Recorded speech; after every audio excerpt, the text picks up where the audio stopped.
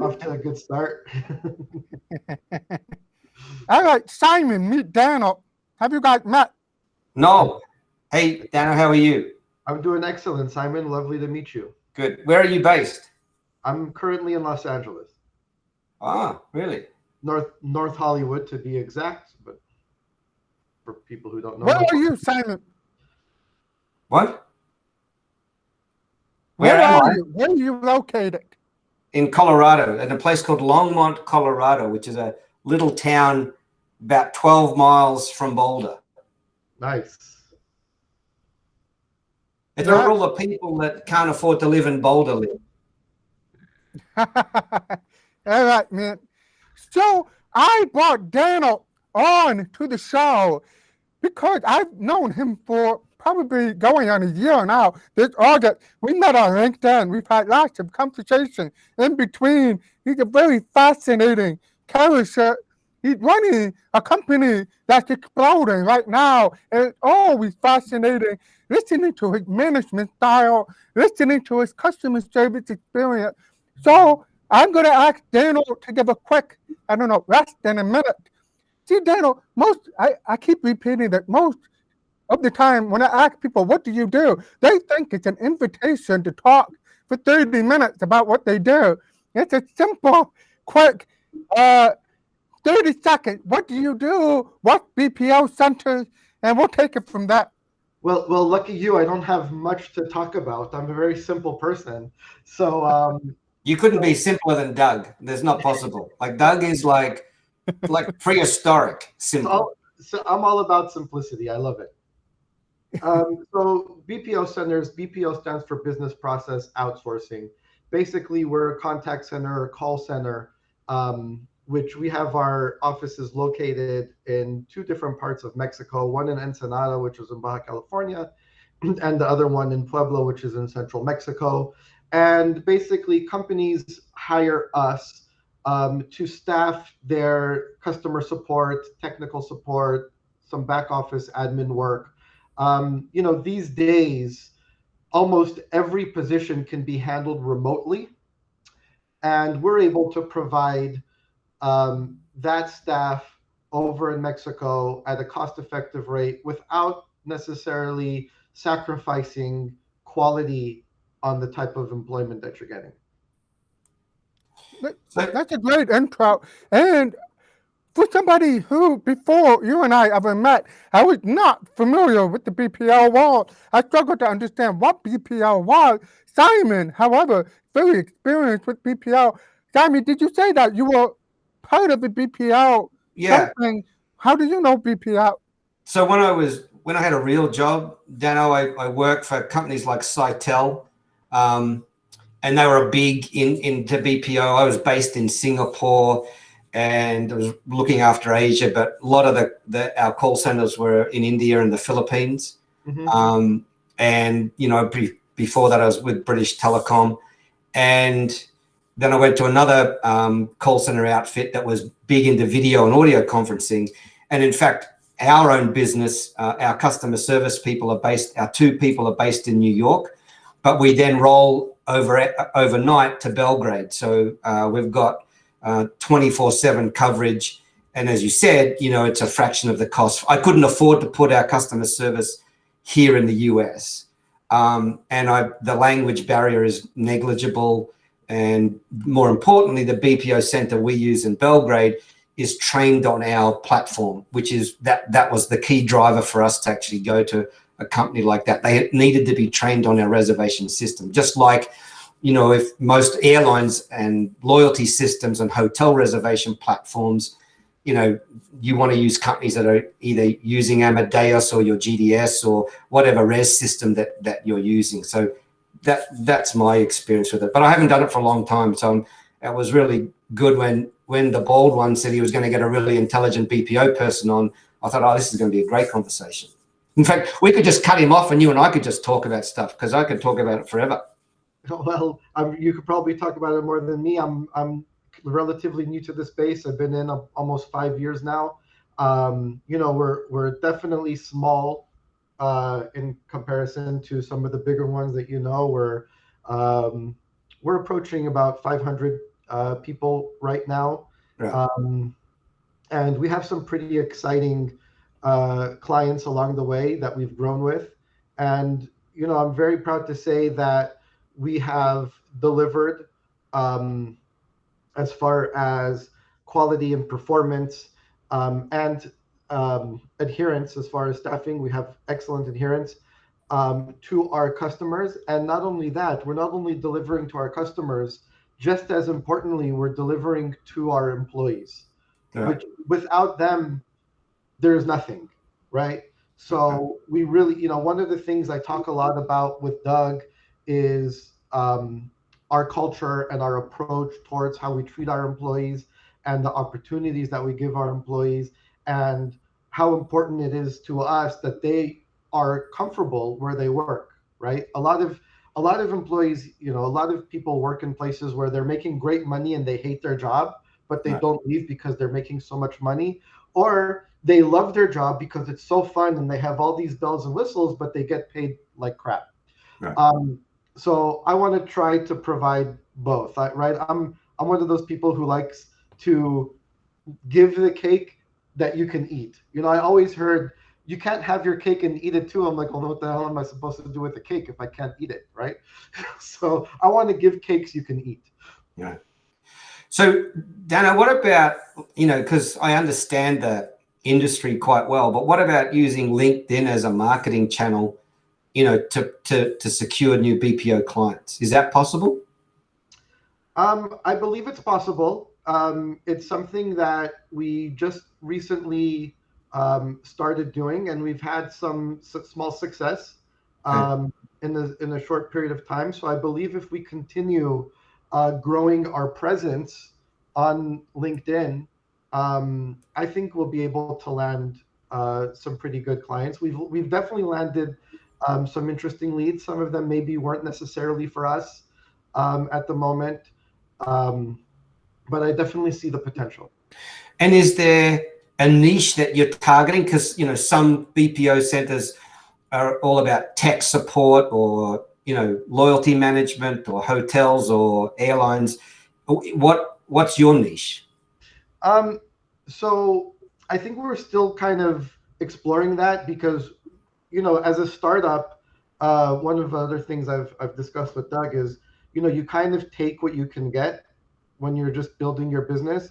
And fortunately, we've been able to be successful in several verticals. So, for example, we just landed a cannabis delivery company. And, that was something that we never even thought of Right. a year ago. And thank God it's growing tremendously. And they're extremely happy with us. So happy with us that they're not only doing customer support with us, which is initially what they hired us for. Right. Once they saw the quality of our agents and that they're able to think outside the box and handle more than just your basic tasks, they started giving us a lot more responsibility, to the point where they're actually building their business through us. Their recruiting department, their operations department, their order intake department, some back end tasks as well. So it's been very interesting. Now, aside from the cannabis industry, we also just started working with a security company. Now, prior to that, the majority of our clients in our business was just in the e-commerce space, Right. mostly in fashion. And where's the cannabis delivery? Is that in California? Yes. Okay. And explain a little bit about that company and how you provide support, because to me it sounds a lot like DoorDash or Grubhub for cannabis. Am I right? It's very similar. So as everybody knows, I believe, cannabis is a new up and coming business in several states, California being one of the primary states. And we've been fortunate enough to work with a startup in the industry who it happens to be growing very fast, which has been a perfect partnership for us because we were kind of both in the same level. So the speed that they're growing with, has a lot of synergy with the way that we're able to grow as well. So we've been able to deliver for them the staff. We've been able to deliver a stable and reliable staff that many of the initial agents that they hired when they first launched with us a little over 8 months ago are still with them today. That's a big achievement. And when I think about Grubhub and DoorDash, I also think about things like Amazon. And we've talked about that privately, and I think our viewers want to hear this too, is how much of an impact Amazon has on customer service. And you named it very aptly, the Amazon effect, and how e-commerce and people like Simon's business and transportation, the cannabis business, how they expect rapid response from their customer service. Whether they write an email at 3 a.m., they're expecting an email back at 3:05, and how you're able to work with startups to manage that. What is the number one thing that you give to brands to combat the Amazon effect? Yeah, absolutely. So Amazon has had a tremendous impact on the clients or the customers' expectations of service. Amazon has done a tremendous job in delivering within a very respectable amount of time, excuse me, and giving that instant response, right? You place an order, exactly where it is, when it's arriving, it'll be here tomorrow. I mean, they got everything pretty much down. Now, how does it affect startups? How does it affect new retail companies? Well, from my experience, a lot of my customers, even whether they're startups or not, come in and they have this on their email. They have this, 48 to 72 hour response policy, or at least that's what it used to be when I was just getting started. Then it started trickling down to about 24 hours because people really get frustrated, right? When people are saying, "Where's my order?" and they're not getting a response in the amount of time that they believe to be suitable, then they think you stole from them. They think you're a fraud. They're going to the BBB. They're going to their credit card company and filing for a chargeback. They're going to social media and talking that you stole their money and you're not responding to them. And it literally could have been hours when it clearly says, which nobody reads anymore because nobody cares, that email response can be 24 to 48 hours or whatever it is. So, companies these days, people will not hesitate to give negative feedback. They will not hesitate to give you negative reviews in social media or Trustpilot or wherever it is. They will not hesitate to call their credit card company and ask for a chargeback. And all of a sudden, you're getting bombarded with negative reviews, with chargebacks, what's going on.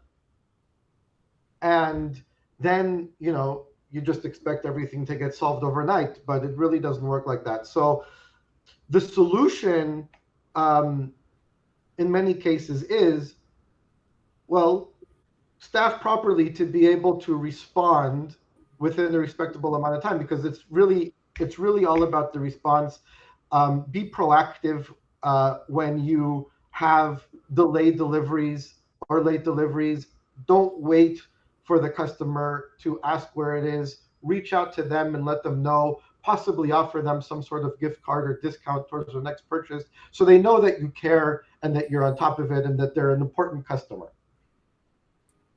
And Simon, I know for the transportation business, you in your area, you taken advantage of the Amazon effect by hiring this BPO in Belgrade to counter what your rival does not do, which is they don't pick up the phone. Am I right?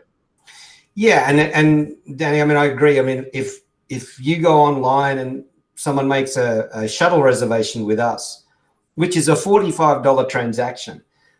You get an automatic response email that says, we've got your reservation, we're going to set it up and we'll be back with you in 2 hours. Now, a lot of the times, if we haven't got back to them in 2 hours, the phone lights up. People say, I booked 2 hours ago. Why don't I have my, proper confirmation?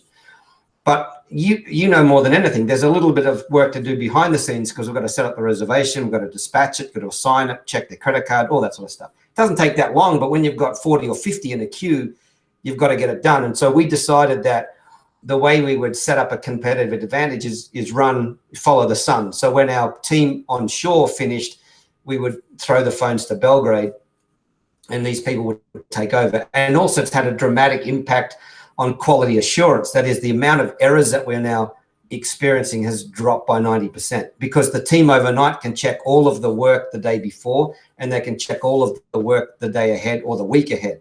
And so as an owner, it's given me a lot more reassurance and it's a lot more comfort and there's a lot less stress on the business because of that capability. Absolutely. This makes me nervous. I don't even run a company. I don't have a company that depends on stuff like that. But it seems to me the future of customer support, customer service, whatever you want to call it, is you need to be a mind reader in order to get your positive review. You need to predict the problem before it happens. You need to be so proactive that you even need to put your customer support team in your social media content, monitoring negative feedback and review and responding instantaneously, which is frightening. I don't know. It just seems frightening that we're so with people's complaints. What they do, by and large, when they write a negative review, it does impact your business. It really does. And the balance is no longer there. The balance of power, if you want to call it that, is in favor of the customer. Actually, it always has been, but it's much more quicker.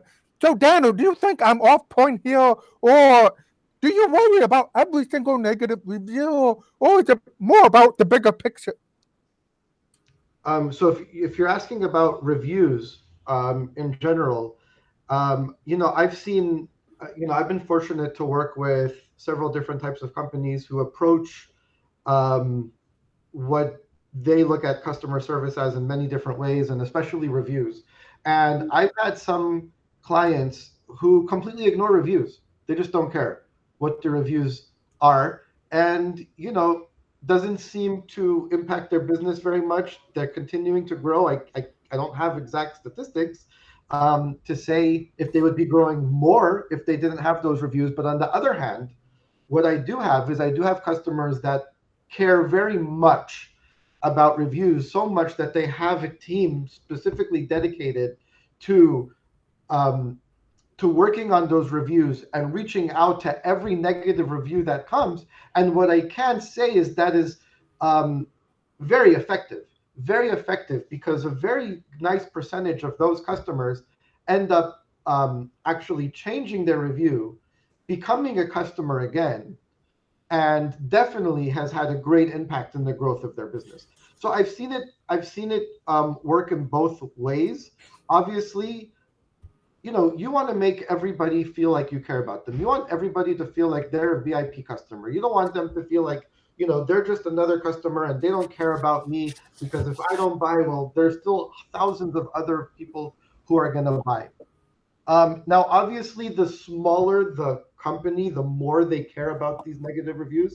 I've noticed, because it's their baby and every single sale counts. The bigger the customer or the bigger the company, the less they're focused on it, because, once you have a brand name, I guess, it doesn't really matter. All publicity is good publicity, whether it's positive or negative. And if people are talking about your stuff, they're going to buy it, especially if there's a celebrity behind it. But, I think that the companies that do really put focus and attention on the negative reviews, not only, and when I say put the attention, it's not only reaching out to them, but it's actually adjusting your business strategies to avoid them by coming. And that's where what you were saying, you almost have to be able to tell the future. Not always, because they're telling you what they're upset about. And Right. many of these things are recurring issues. And many of these companies like Amazon and other companies that have succeeded in making this Amazon effect are really just addressing those issues and finding the solution before it becomes a problem. See, I think you're right, Danny, but I think that the way that a small business can combat the Amazon, the 900-pound gorilla, is that it's very difficult to speak to a human at Amazon if you have a problem. Okay. Absolutely. But I think the small business, certainly like ours, is that you only get to speak to a human. You don't speak to a robot, And so I think that our team are certainly, and I hate using the word, but they're empowered to fix just about anything. It doesn't have to come to me. And so I think that the way the small guys can win is going back to their original roots of, providing good old fashioned customer service. And I know that the difference that it's made to our business throughout the pandemic, especially, is because the pandemic decimated a lot of industries, transportation being one of them, whereas people were calling around multiple vendors or organizations and no one was answering the phone. So we just answer the phone. And that goes back to what I said about that kind of VIP treatment, right? A robot isn't going to give you VIP treatment. Right. Only that human element. That's why I believe that human element is never really going to disappear. Right. A lot of people say, oh, well, in 10 or 20 years, it's going to be taken over by robots. Well, I think I've heard that 10 or 20 years ago as well. So yeah, I think you're absolutely right. Have somebody answer the phone. That human element, I think, is extremely important when you're talking about communication with your customers. But see, Doug, this goes back to your business too, because there was a post on LinkedIn the other day about artificial intelligence writing copy. And all these copywriters jumped on board and said, well, okay, a robot could write the copy, but would it be any good? And, I go back to the examples that you've done for us, and I think our robot couldn't have written that. Right. By the way, Daniel, if you're not familiar, I wrote emails for Simon to his current base, and I used dad jokes, goofy dad jokes to get people to open it and paste it, vouch it, and it worked. And to his point, I don't think a robot knows a good dad joke. Well, I don't think so either. But robots are getting smarter and smarter. And they're always, I think they are going to grow. Obviously, they have been, but I don't think it's going to completely eliminate the human touch. No, it will never eliminate the human touch. And I'll tell you why. Maybe you could give me your opinion about this, Daniel, but every website of a major company I go on, they have the chat box right there, right? And I know in my heart of heart, this is not a human being. But I'm talking to them like they're a human being. I said, hey, man, can you help me with that? Well, yes, sir. What do you need? It's really awkward. But is there any value in having a chat bot with the T on your website? Or is that just the newest trend? Can you help me understand it? So that chatbot over there, at least with us, we do chat support, and that chatbot is a robot for the initial introduction, just kind of, hey, how can I help you? And once you actually answer, in the cases that we are hired for, there is a human behind that chat. Sometimes there is, sometimes there isn't, but there is a time where there is a human taking over the conversation after the initial, how may I help you? Oh, because there's a lot of companies where it feels like I'm talking to a robot, and you can tell because it's almost like a negative feedback loop. They can't figure out, because my question too nuanced, and they just can't. Well, your company is set up to kind of filter who they should be talking to, right? And then the human will get on. Right. So again, every company has its own way. There could be that you're talking to a bot until it gets to a point where the bot gets stuck and it sends it over to somebody. In the case where we provide chat support and that has that chatbot is simply there to kind of initiate the conversation. But once you actually respond to it, it'll say an agent will be with you in a moment, and then it basically gets queued, and an agent until an agent picks it up. We don't use it at all, but I'm thinking we might experiment with it. I'm not sure. It's like I go on to a lot of, like most car dealerships will have them on their website, and it's kind of a bit intrusive. It's like walking into a showroom and then all of a sudden being pounced on by a salesperson. Like, I don't know, maybe I'm just too old fashioned. I don't like it very much. I mean, it's from with my experience, the more channels of communication that you have, the more satisfied your customers are going to be. These days, you have, I'm the type of person, I want to pick up the phone and talk to somebody. I'm old school, I guess. But there's a lot of people who don't want to pick up the phone these days. They want to chat with someone, or they want to email, or whatever it is. So one of the things that we found is if you only have one channel of communication, and these days mostly that one channel is email support, where they don't offer chat or phone. Right. There they get more of the BBB complaints and the chargebacks because of the amount of time that it takes them to receive a response. So when they do add a channel that requires more of an instant response, like chat or like phones, those complaints and chargebacks, seem to drop. Right. So I want to talk about something real quick. Go ahead, Daniel. Finish your thought. I apologize. So if voice is your one form of communication, I imagine that's a lot better than only having email as the one form of communication. But I think there is that a big group of people who just don't want to pick up the phones anymore. They just want to chat and get a response, and that's it. I mean, I have friends like that. They chat, and I'm like, I call them back, and they hate that. But we have 30% of our customer base are seniors, right? Like old as Doug, and they don't want to use their computer. They can't use a computer. They want to speak to a human, and they want to take down the name and the details, and that's just the way it is. And I agree with you in terms of this multiple channel approach, because you can't just do it with one channel. Exactly.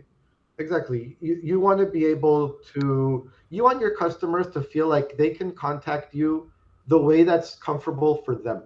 Right. If they have to go and they have to look for a phone number somewhere, or they have to find it, so everybody has their way of communication.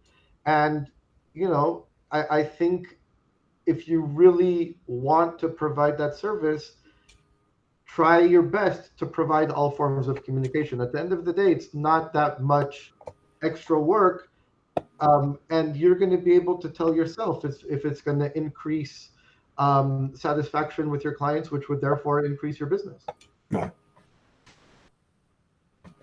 One of the things I wanted to bring up is I wrote a post about this 2 weeks ago, I think. I said it doesn't matter how good your marketing is. It doesn't matter who you hire to run your marketing. If your customer service is poor, you're not going to get much business any longer.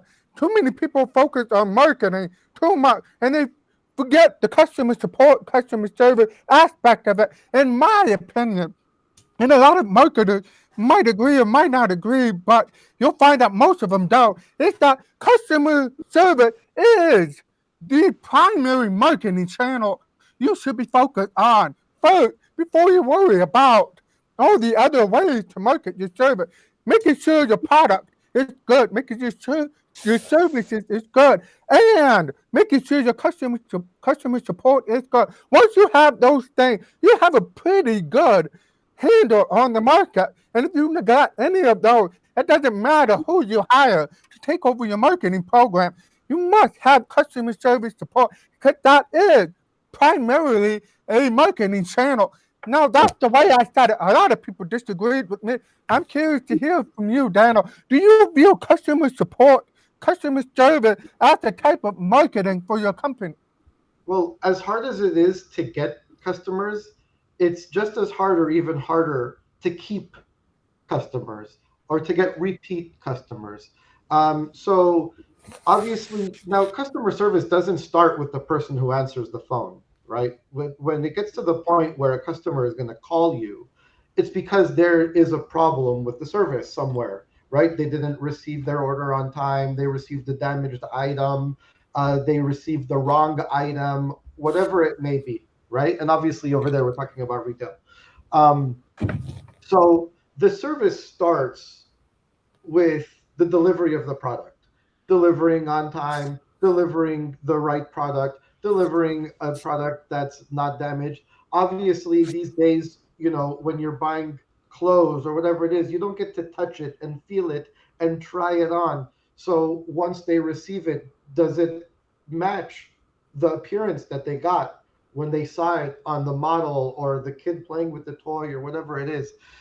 Right? That's the first step. And obviously, that's not always going to be perfect. There is going to be issues. And one of the biggest, I think, mistakes that new businesses, startups make is they don't consider that part. They think everything's going to be perfect. They're going to get a bunch of orders. They're going to ship it through FedEx or UPS, and everyone's going to get their stuff, and everyone's going to be so happy, and their business is going to boom.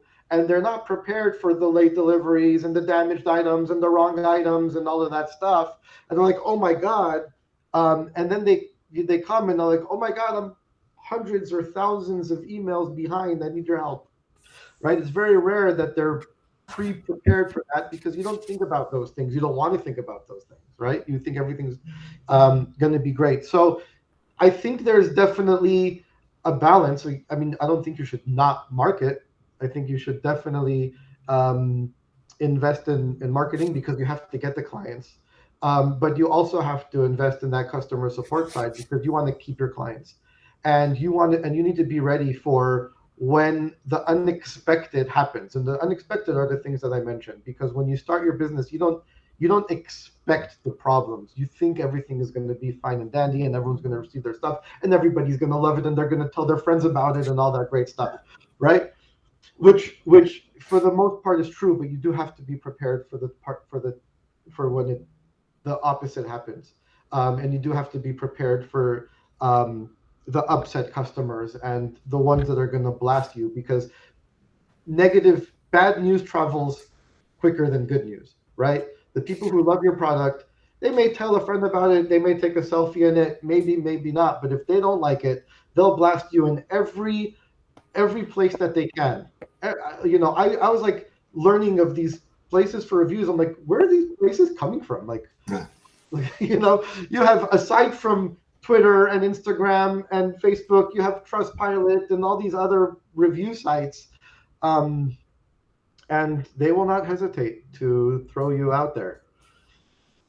So absolutely. A customer support team, I think a lot of people look at it as an expense, when in reality it's an investment.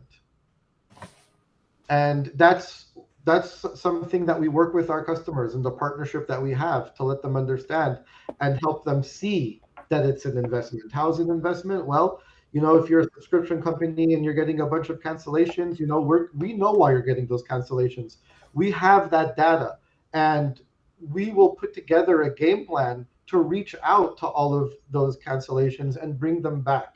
If you're an e-commerce company and a retail, and you're getting a bunch of negative reviews, we know why you're getting those negative reviews, and we will work with you and share some of that data with you, whether it's working on your logistics, your warehousing, your inventory, or simply just reaching out to them, which is what we can offer, to show the customer that you care about them, that you're there for them. And a lot of times that's all they want. No matter how mad they are, how upset they are, they do the chargeback, they do this, you call them back, they appreciate it so much because you're treating them like a human. You're not treating them like just another customer that you can care less about. Hey, Dano, let's switch gears for a minute and we'll talk about Doug and Doug's problems, right? Because he has a lot of problems. So I posted something this morning. He didn't know this, by the way. So he absolutely, this was true. And I said, should Doug have a website? Because he's always bragged he doesn't need a website. LinkedIn gives him everything he needs. But, if we roll back this tape, you said the more marketing channels you have, the better. Okay, because not everybody is going to take the time to get to know Doug online. They might want to, and Doug even was complaining this morning just before the call started that he had a call with some people. Had he had a website, they might have actually been able to find all the information that they either wanted or didn't want. So do you think he should have a website? And I will tell you that 300 people voted on the poll already. I say yes. See, Doug? 62% of people think Doug should have a website. I think about 20% say he shouldn't, and 18% told me that I should stop picking on him because he's bald. I mean, I have a tropical island on the middle of my skull right here. He said to me the other day it was a solar panel for a sex machine that bit on his head. Well, maybe that's a good solar panel to sell, I guess. I mean, I guess the question is, what do you lose by having a website? I don't see why not. It's not hard to build. It legitimizes you. If people already have one way to find you and they want to get to know a little bit more about you and your company, you know, if you have a website, I think people are like, oh, cool. Whether it's right or wrong, right? Just having that website, I think, makes a lot of people just make you feel more real, more legitimate company. See, Doug has got this great picture. I can't remember. It's like Doug doing this goofy shot with his coffee mug, right? All his website's got to be as a landing page with him and his goofy coffee mug and call me with his number. That's it. Well, and his great haircut. Yeah, that's right. Let me just say that 10 years in marketing, never had a website, never been broke. 10 years of marketing, never had a website, never been broke. Let me say that again. I make more money doing what I do now without a website than when I was teaching. Okay? Yeah, so that's point number one. But if you had a website, you could make more. Simon, all those people don't get clients. You know why? At least 20 of them, I've been on a call with them. They said, Doug, how do you get a client? How do you do that? Some of them DM me, Doug, you know, I'm really struggling to get clients. And, you know, they have all the bells and whistles, beautiful banner, beautiful website. There are multiple channels. And I feel like they stabbed me in the back when I went on the comment and they're lecturing me how to get clients. Oh, come on now. So how did you find me, Simon? Well, no, I found you on LinkedIn. Right. How did you find me, Daniel? I found you on LinkedIn. Actually, no, I saw your Tinder profile, Doug. That's how I saw. And then I thought, oh, he's a nice guy. But I don't have. My question to you, Doug, is why? How does it hurt to have a website? Would there be any negative effect to having a website? No, there wasn't. Actually, you know what? I need a website. Let's be real. Absolutely, I should have a website. Absolutely. See. The reason why I don't have a website is not because I'm rebellious and going against the trend. Quite frankly, I'm pretty lazy. And LinkedIn, and before LinkedIn, Twitter, I just hop on. I make a couple tweets or posts. I get clients. You know, life is great, and I move on. Here I am 9 years later, and I'm thinking, okay, you know, people are bugging me to put on a website. So I am coming out with the website in August. We'll see if it has any impact. But, Daniel, it has zero negative impact. You're absolutely right. Truth be told, I'm lazy. I mean, listen, a basic website, like Simon said, a landing page could cost you a few $100. I mean, put it up there. If you get any extra business, we'll split the commission, Simon and myself. Let's do that. Okay. Let's do that. Deal, Simon? I'm like, Simon, Sure. anything else about me that you want to talk about? What? Anything else you want to talk about me? I'm open. No. Well, no. I seriously. I'm like Dano. I'm saying, what have you got to lose? And it's you know, you keep saying, well, you know, in the 8 or 9 years, LinkedIn and never been broke. I understand that, but what if something? Like, I could give you 2 examples where we've got big jobs because of the website. I didn't do anything. The content was there. It was sitting there dormant. And then one person had an urgent need, and the next day we were activated. And it was a $45,000 project. Okay. And the same thing with another particular piece of business we did. So I've got more examples of the upside than the downside. Yes, they're a pain in the ass to manage, keep content up to date and fresh. And that I get all the downside part of it, but the upside for you especially is just, as I said, it's just another marketing channel, right? Yeah, and this is strictly an opinion, but I think you lose potential prospects that may have been interested in you, even though they saw you on LinkedIn, and then they research you and look for a website, and they may find a competitor of yours with a very sexy website, and they may choose your competitor just because you don't have that website. That's true. That's very true. So as well as you're doing, you may be satisfied with your business as it is, but you may not see how much better you could be doing. Right. We'll never know until August. And then when I launch it in August, probably about December, we'll hop on another podcast and talk about what the tremendous results I've been getting, right? No, Dano, he's going to blame us because all these crazy women are going to contact him and ask him out. And he's just going to he'll shut it down. I'm sure he will. Well, that's if he puts his picture on there. Well, that's true. If he doesn't want that, don't put the picture up. And if he doesn't want any traffic, he can put a picture of me up there, and that'll guarantee it. Me and you. All right, let's switch gears up. We got about 10 more minutes. I want to go back into the two of you. Both of you are relative newcomers to your current industry. Simon, transportation business. Dano, and outsource business processes. And both of you come in it with your own management style. And Simon, I don't think I've ever heard you talk about your management style other than, bits and pieces here. If you go on Dano's LinkedIn, you see he is pretty thoughtful about the way he wants to set up his company, the way he manages it. And two of the things he talks about, and I'll start with one of them, he says, I want you to bring your problems to work, which is what most of us grew up. You keep your problems at home. You come here, you're a professional. If you got a divorce, that's your problem, not my company's problem. If your child is acting up at school, too bad. Have them wait at the principal's office.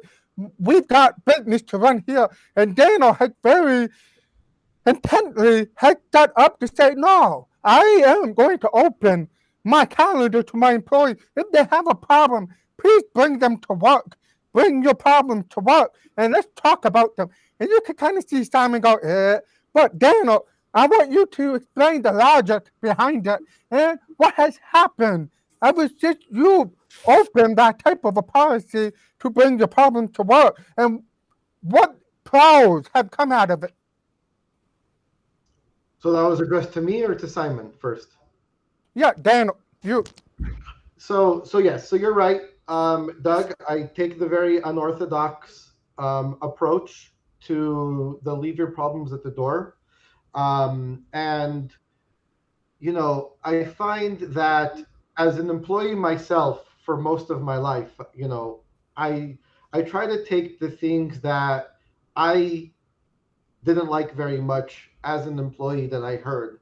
And as a human that has had problems in my life, I always hear them say, leave your problems at the door, leave your problems at the door, leave your problems at the door. The problem is you can't really leave your problems at the door. You can do your best to try to ignore them, to try to not show them, whatever it is. But the reality is it'll eat you up inside and it'll really affect you. Now I'm talking about how it affected me as an individual. So I don't want my employees to feel like they need to bottle up whatever personal problems or issues that they're feeling and feel that they need to hide them and ignore them in order to come to work and to do their job. So one of the things, or one of the gifts that I think that I have is I have the ability to read people very well. Now, you don't have to have that gift to see if somebody is depressed or if somebody is feeling, off. So I would just, when we were a smaller company, barely, 20, 30 people, I would be like, hey, come step into my office. You seem a little bit off today. What's going on? And what I learned was, one, everybody has problems, personal problems, that they have to deal with. And two, that a talk many times maybe doesn't solve the problem that they have, but it solves the way they're feeling at the moment, which therefore, the fact that they saw that they had somebody that, they were able to speak to, who's their boss, quote unquote. I don't like to be called boss, but, whatever you want to call it. And who's going to take the time and have a 10 or 15-minute conversation with them and just let them talk and let them be heard, many times changes their whole day and therefore changes their entire performance, which also changes the whole energy of the room, because negative energy is stronger than positive energy. And when you have, people that are just feeling down for whatever reason it is, it impacts the whole room. It impacts the whole team. So I invite and I welcome people to speak to me when they're feeling down, to share their problems with me or my leadership team. Obviously, now we're a lot bigger than we were when we started. So this is really how I train my leadership team to deal with personal issues. And I'll give you some examples. If we have some top performers that have been very reliable, haven't missed any days, never or are very rarely late, and suddenly they missed a day, or suddenly they came an hour late, or whatever it is, in a corporate structure, you're suspended, you're written up, you're sent home, you're fired, whatever it is, right? And what we do is, it doesn't mean we don't have that structure. Obviously, there's a limit to everything, right? However, initially, I'll call you in and I want to understand what happened recently that causing you to be late. What happened recently that's causing you to miss days? And then they open up. Oh, well, I had somebody taking care of my kid and I lost that person. Or, I had a roommate helping me with these things. And whatever it is, everybody has their own things. And many times we can be part of the solution. For example, if it's helping somebody with a daycare or a nanny or whatever it is, we do that. If we've said to somebody, you know what, we will lend you the money for the first month of daycare, for example, with a very easy, no interest payback, and get everything back on track. Because when you're at your best, you can easily afford it, right? With the money that you're making, and these help our production, our performance, our results, our overall energy, and of the staff tremendously. Yeah, I mean, I think we're the same. We're a lot smaller company, Dano, but I think the people that work with me are under no illusion that this is not a democracy; it's a benevolent dictatorship, right? But I think we have a very much open door policy, and we listen to all the problems. We are constantly taking people out for lunch. We'll, intervene financially if we can help. And I think at the end of the day, what your employees want, the people that work with you want, is that they want to know that you care and that that you at least will listen. You may not be able to solve the problem, but that you acknowledge that they have a problem and that you're there for them. And I think that you can't. Life is too complicated now. Not after what the world just went through in the last year and a half. You can't leave your problems at the door. Everything is like work and life. That's why work-life balance is bullshit. It's just life, and you have work in the middle, and you have life in the middle, and everything is a cocktail, and you just have to deal with it, and you have to help people deal with it the best you can. Absolutely, and you said it. It's care. When people say, what's your secret or what's your culture or whatever, I say it's we care. That's it. We care about our customers and we care about our staff. And we have, just like we have customer support, we have employee support. Right. We want to make sure that they're happy, because at the end of the day, in the BPO, in the call center, obviously, that's our business. Without them, we're nobody. Without them, we're nothing. Yeah, I mean, some days I think, and you probably feel the same. I mean, I'm sure there are days where we both think we're running a sheltered workshop, because of all the challenges we have with humans. But it is what it is, and I love what I do, and I'm sure you love what you do, right? I love it. I had somebody was here the other day listening to me talk to some of the staff and some of the problems. Like, why do you deal with this? Why?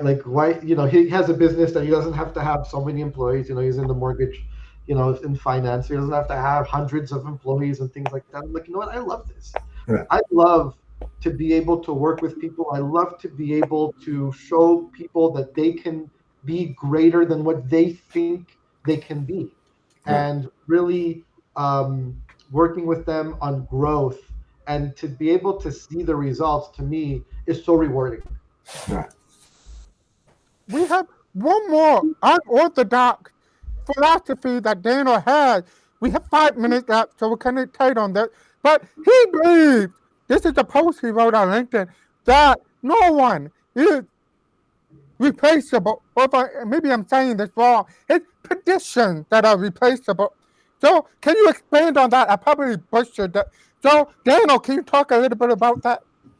Yeah, so again, it's really just the approach that I have with my team members and my staff. When there's issues, or when, a lot of things that I heard as an employee is everybody's replaceable. I don't care. You want to go, whatever it is. So it's more of the attitude towards the staff where, you know what? Everybody's not replaceable. I may be able to put somebody in your position, therefore your position has been replaced.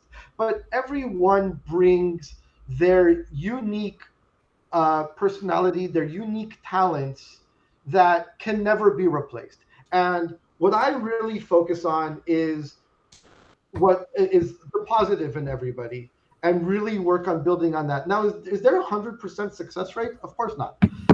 But it's the approach and it's the attitude that I go, instead of, when there's an issue and I have my HR person say, why are you working so hard with that person? Everybody's replaceable. I'm like, no, you know what? I want to focus more on adding than replacing. And if I can take this person who has these assets and these talents and these unique characteristics that are not easily replaceable, and I can build on those, and I can focus on those, and have this person be the best this person can be, and therefore save him as a more long-term team member, then we can now focus on adding instead of replacing. Right. And that's it. I mean, I want to focus more on building the team than on replacing the team, and I want to focus on everybody's strengths and really put in the time and investment to build on that and let them know, you know what? It's a good idea. It's a very good idea. Yeah, you're not just a number, because that phrase, everyone is replaceable, just makes you irrelevant, right? It's more of an attitude and an approach towards the employees that you're not just a number. You're not replaceable. You mean something here, and if you leave, then we lost something. Right. I love that. That's refreshing. You're right. You don't really hear that a lot. You hear, leave your problems at the door. You're replaceable. You want to work, you come to work. You don't want to get out of here. So it's a very refreshing. But, I know you have standards. So people are not meeting the standard. It's not an open invitation for endless, discussion. There has to be a standard somewhere, right? There's a limit to everything. Like I said, it's not 100% success rate. It's more of a culture and an attitude towards how we work with our team members and how we built this company. Does it mean that we never get rid of people? Of course not. Does it mean that everybody's happy? Of course not. We have people leave we have people that we have to let go. Every single time it happens, it hurts me. When we have to let somebody go, or so, I feel like I failed them, because one of the other things that I said is my success is based on your success, right? I don't want to be that guy that's driving a fancy car and eating in fancy places and my employees can't afford to eat. That's not what I'm trying to build here, right? And thank God, it's not what we've built here. I have employees that are, thank God, buying homes for themselves and buying cars, and being able to bring their family from the U.S. to visit them in Mexico, and pay for them and treat them to a beautiful vacation and be proud of who they are and what they're doing. That's what this is all about. Yeah. What about you, Simon? Do you have a specific culture you're trying to build? No, I think the culture is. I don't think you can build it. I think it's just we have a brand and we have a DNA that's based on good customer service, and I think it just evolves, and people either make it or they don't. Like Dano said, we make the hard decisions every week, and I think people, when they see what we do and how hard we work, just like Dano's team, they either say, yeah, I want to be a part of the journey, or I don't. Yes, we like to think we do very high-end work and we're committed to quality and a great customer experience, but a lot of people say that. But I think we've got 6 years of, proof to show people that we can live up to our reputation. And so I think the team that work with us either come with us or they don't, and it's very simple. Interesting. So in your case, it's the brand that you yourself lead in the company. It's that I expect, the missing 10% to be fulfilled. And people can either join that or they can decide for themselves. This is not the place for them, right? Yeah, I think like Dano, I wouldn't ask any of our people to do anything I'm not prepared to do first. And so they know that if I'm asking them to get up at 3 a.m, that's only because I'm already getting up at 3 a.m. and I can't do it. So, and I think you've got to lead by example. I'm sure Dano doesn't sit in his office and just bark orders from his desk. It's management by walking around, or I'm out in the field with everybody just as much as they are. Absolutely. Yeah. All right. We're at the top of the hour. So I want to thank Dano for coming on. He's a super busy guy. It's really hard to lock him down. When we talk, he's on his phone talking to me. He's doing, hey, wait, putting me on mute. And here we got it undivided attention, which has been a thrill for me. So thank you for that, Dano. It's been a great conversation. I'm always learning every time you speak. Same with Simon. I know he likes to break my balls, but I'm always learning from both of you. So I think our viewers and listeners will learn a lot hearing from two people who are down in the trenches building the company and who have experienced this success.